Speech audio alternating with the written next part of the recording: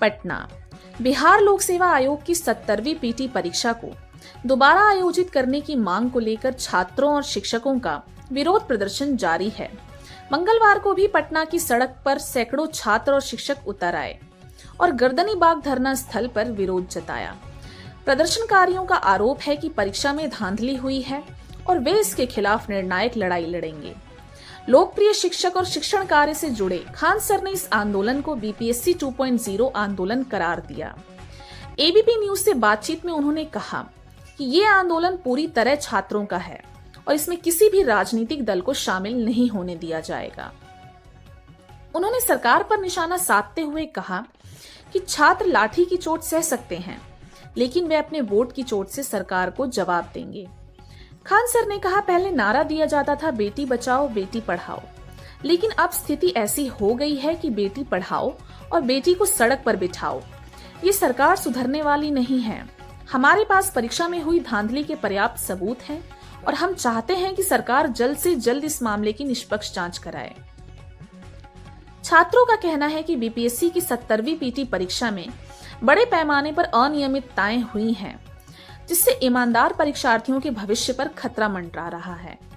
उनकी मुख्य मांगे हैं, परीक्षा को दोबारा आयोजित किया जाए, दोषियों के खिलाफ सख्त कार्रवाई की जाए, सरकार इस मुद्दे पर जल्द से जल्द निर्णय ले।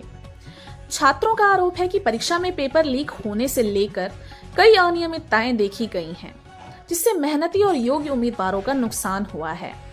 कई छात्रों का कहना है कि इस प्रकार की घटनाएं उनकी वर्षों की मेहनत पर पानी फेर देती है और इससे उनकी सरकारी नौकरी पाने की उम्मीदें धूमिल हो रही है। जैसे जैसे आंदोलन तेज हो रहा है, वैसे वैसे सरकार पर दबाव बढ़ता जा रहा है। छात्रों और शिक्षकों के प्रदर्शन को देखते हुए प्रशासन अलर्ट मोड में आ गया है। हालांकि सरकार की ओर से अब तक इस मामले में कोई ठोस बयान नहीं आया है। मुख्यमंत्री और शिक्षा विभाग से लगातार इस मामले पर प्रतिक्रिया मांगी जा रही है, लेकिन कोई स्पष्ट उत्तर नहीं मिला है। छात्रों का मानना है कि यदि उनकी मांगों को जल्द नहीं सुना गया तो ये आंदोलन और व्यापक रूप ले सकता है। कई छात्र संगठनों ने इस मुद्दे को राष्ट्रीय स्तर पर ले जाने की भी बात कही है। आगे की राह। छात्रों और शिक्षकों ने साफ कर दिया है कि जब तक उनकी मांगें पूरी नहीं होती हैं, वे अपना आंदोलन जारी रखेंगे।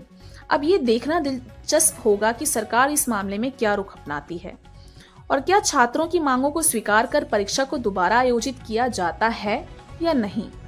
इसके अलावा विशेषज्ञों का मानना है कि यदि परीक्षा प्रणाली में पारदर्शिता और निष्पक्षता नहीं लाई गई तो भविष्य में इस तरह के आंदोलन और बढ़ सकते हैं।